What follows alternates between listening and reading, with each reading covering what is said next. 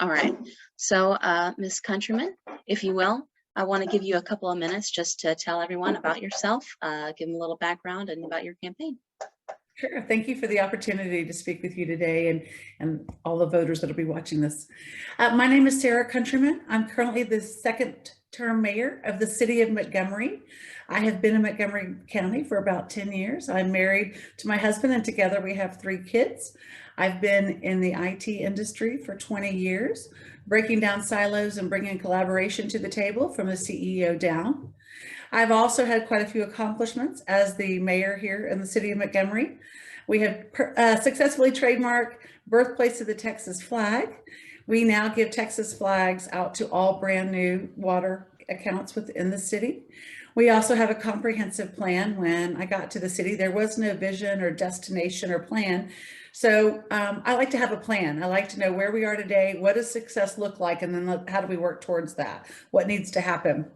And so that's exactly what we did with the comprehensive plan. It took about 3 years from inception to adoption. And now we are getting the price tag for that and looking for funding sources and grants to be able to bring our vision to life. It's an evergreen plan, so it will change as the city grows and changes, but it allows us to have the framework to work off of and provide quality of life back to our city and make our crown jewel, our downtown, a destination. And that's been one of my biggest visions as becoming mayor. We also have law enforcement. Our law enforcement is by far the best in the county, I will say. I love our PD. I'm very proud of them. We have grown we've grown our police department quite a bit since my first tenure here, my first year. And our officers now get reimbursed for education, continuing education, and certifications, as well as we have put together and passed this last year a very beneficial insurance package for them, as well as financial package with benefits and raises. So it's a 3-year plan in order to keep them here and have raises and cost of living to look forward to. So our the chief and I put that together, and I'm proud to be able to give back to our law enforcement for all that they do. So what do you see as the most important function of a county judge? It's similar to the mayor. It's just, it's what I do today, but bigger borders. So public policy, budgeting. Budget is huge, and I see that our current budget is in trouble. So I know that that's going to be one of the biggest focuses when I become county judge, as well as supporting our law enforcement, ensuring that all of Montgomery County taxpayers are safe in our infrastructure to ensure that we stay dry and we have mobility around the county. With the rapid growth we are experiencing, mobility is becoming a problem, and there's a lot of bottlenecks. So we need to ensure that we are providing those pathways and mobility to our taxpayers that are paying a lot to live here. We're going to dive into those topics you just mentioned, but first I want to ask you, Commissioner's Court, that's what everyone that understands county judge knows what they do. They preside over the Commissioner's Court. So are there any changes you want to make to how it is structured, the agenda, how the meeting is run? So yes, so I run the meeting every Tuesday here in the city of Montgomery. Our consent agenda is very small. Consent agenda are items that we agree upon that don't need discussion, and it has supplementary documents for the taxpayers to see what we're discussing. But that is not really open for discussion, previous minutes and easy plats and stuff like that. Today, I'm seeing at Commissioner's Court, that is not the case. Majority of the agenda is consent agenda, which tells me that there are meetings prior to the public meeting and backroom deals and backroom conversations taking place, and that's not for the public consumption. And as an elected official in charge of taxpayer dollars, they need to have clear vision of how this county is being run, where money is going, and how the government is working on their behalf. And when you don't supply an agenda that is transparent and with supporting documents, you truly are hiding the county business, the taxpayer business, from behind closed doors, and not open and transparent and not accountable for your actions. I think it's smoke and mirrors, and that's the first thing that I would change. Mm-hmm. The county judge is also responsible for a number of duties, such as emergency management, public health, the juvenile board, and other little duties that they have. How would you balance your role as county judge, as the presiding officer of the Commissioners Court with these other responsibilities? First and foremost, I would be 100% county judge. I believe the taxpayer dollars are my salary would go to me giving back to the taxpayers and having no other job. Number one. Number two, I would want to meet with each of those boards and entities, understand their function fully, understand my role within that, and see if what collaboration we could do, or if they need to be siloed, and ensure that I have a finger on the pulse of everything that's going on in each of those departments and run them as efficiently and transparently as possible. Mm-hmm. Now, Montgomery County is growing at a very exponential rate. With that growth comes the need for better infrastructure and roads and mobility. So how are you going to work with local and state leaders to ensure that we can achieve our local mobility needs? I think it's important to have a meeting with each precinct, and within each precinct with the leadership. So that's the commissioner over the precinct, leadership within the precinct, to discuss what challenges they have today, what is working, what is not working, what would you like to see, and truly get feedback of how their quadrant or their precinct could work and function better with ease. And then how do we fund that? Is that through grants? Is that working with HGAC, which today we don't have a relationship or a very strong relationship with HGAC, and they provide grants. That's something that's a relationship that I would foster and begin to create a better relationship with, as well as TxDOT. It's my understanding is our TxDOT relationship has deteriorated quite a bit. So ensuring that all of our precinct commissioners have a good relationship and with HGAC and TxDOT, and get feedback from both of those entities and work together with the leadership in each precinct to see where their bottlenecks are and how we can improve that and allow mobility and efficiencies. Now, you've spoken to the budget a couple of times. What budget issues is it specifically that you're seeing, and how would you address them? I'm seeing frivolous spending for one. And I'm also seeing dollars come in from the federal government and the state that are not being distributed to our taxpayers. So what put the fire in my belly to run is the fact that there are CARES Act money, over $100 million was sent to the county. There was only 12 counties that received these dollars. And of the 12 counties, we were the only county that did not distribute the dollars as intended. I do have a letter from Greg Abbott as well as Brandon Crichton asking for clarification and supporting the $55 per capita instructions. And our county judge has chosen not to abide by that. So I would, in the case of CARES Act money, I want to know where that money is.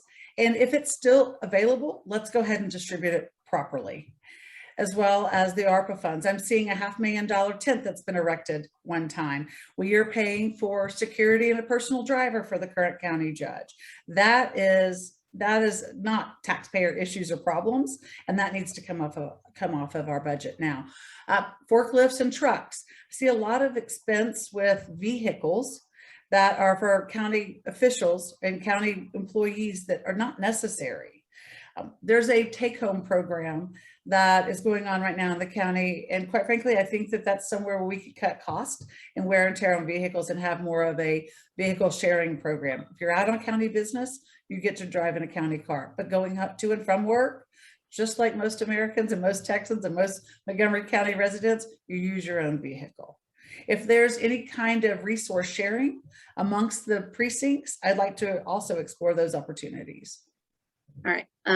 So building off of funding, a number of nonprofits rely on county funding to leverage for significantly more funds from the state and federal government.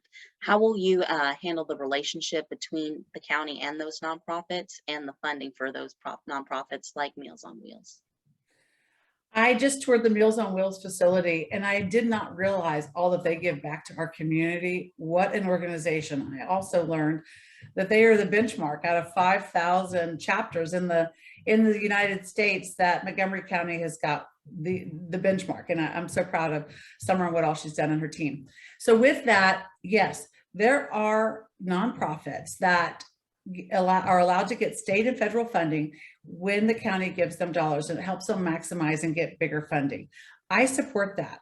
I also support nonprofits for our children that we need to protect, for those that cannot help themselves when they're food insecure, for our elderly, for our veterans and our first responders, 100%. And so I want to look at today who we're funding, how much we're funding. I've got a few of the numbers. And when those funds can grow due to matching funds from state and federal levels, I'm all on board. We need to take care of our taxpayers, and there is a duty to do so, that we have that responsibility. We do have a lot of nonprofits in our county, which is wonderful, and just not all of them falls under that umbrella. And so today, I want to look at where we're funding, how much we're funding. Are we funding enough? Are we not funding enough? And let's see where there's potential gaps and see if we can fund more or less, but make sure that we are serving the people of this county in a way that they need to be served, compounding all of the funds that they are able to acquire. Now, I want to speak to property taxes for a minute. Montgomery County really only accounts for around 16% of the average taxpayer's tax bill. So how are you going to, what can the county judge do to help address the issues that residents are seeing with their rising property tax bills? So that's a great question regarding property taxes in the appraisal district. There seems to be a lot of blame going to the appraisal district because of our rising home values. Property taxes, we have had a no new revenue. However, our bills, because of people moving in and the businesses that we're seeing coming to our area, are rising with law enforcement, with infrastructure. And so our current county judge has been given the opportunity to correct the no new revenue and allow us to collect a little bit more money on our county taxes, and he has chosen not to do so. And matter of fact, he and the court went in together and chose the first option, which is going to put the tax burden on our taxpayers in fiscal year 2024. Do I believe that that was a ploy for his reelection campaign? Most certainly. But taxpayers are getting taxed out of their homes when they've already purchased or they're paid for their home. And it's frightening. And we need to roll up our sleeves and come up with a plan. I don't have that plan today, but I certainly want to sit at the table with the stakeholders and let's devise a plan together. So you're talking to an option one. Where is that coming from? That is coming from our budget officer, the county budget officer, as well as the county auditor. They explained to commissioners and to the county judge that keeping a no new tax revenue was actually a bigger burden on the taxpayer, and that we will have an increase in FY24. And to keep up with the spending that's happening today and the growth, our spending is actually outweighing our growth. We are spending money on futures, and I'm in IT, so we don't ever sell on what our software is going to do potentially in 2 years and then work toward that. If I make $1,000 a month and I know in 6 months I'm going to make $1,500 a month, I don't start spending like I've got $1,500 to spend. And that's what our county commissioners are doing today, and that's what our county judge, he choosing option one states that we will not raise our taxes for this year, and then he would not raise it next year as well, because the summer is when they do the budgets for FY23, and he would not do it again because of the November election. So he's choosing to keep it for election purposes only and propaganda to show that he's not raising taxes. Okay, so now I want to go into the pandemic response. How do you think the pandemic was handled at the county level? What should the county's role have been, and what should they have done? I think the pandemic was handled poorly. Number one, we should never have shut down the county. We shut it down 4 days before Governor Abbott even made the proclamation that we needed to potentially shut down the state. I keep continuing to hear the county judge state that Trump shut down the government, Abbott shut down the government, so he shut down our county. He shut down the government Business should still be moving and going.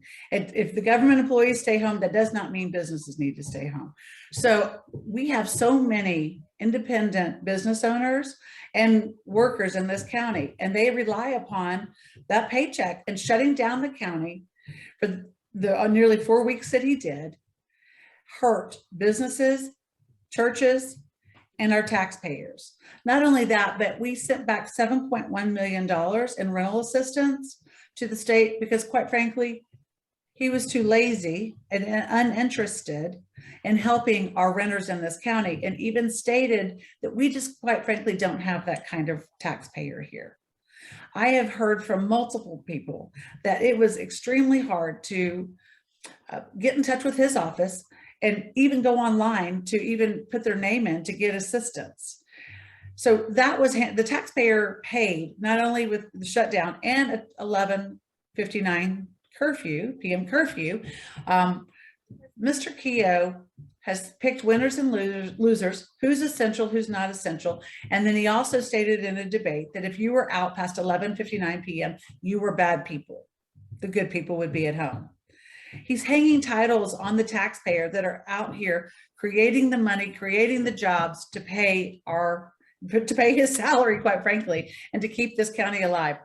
Also, the fire in my belly came from when CARES Act money was given to the county, and he and his chief of staff misrepresented what the city of Montgomery requested for CARES Act money. First of all, we were left off the initial request. So I didn't even know anything about it until another elected official in the Woodlands asked me how much I was asking for reimbursement and what did I get.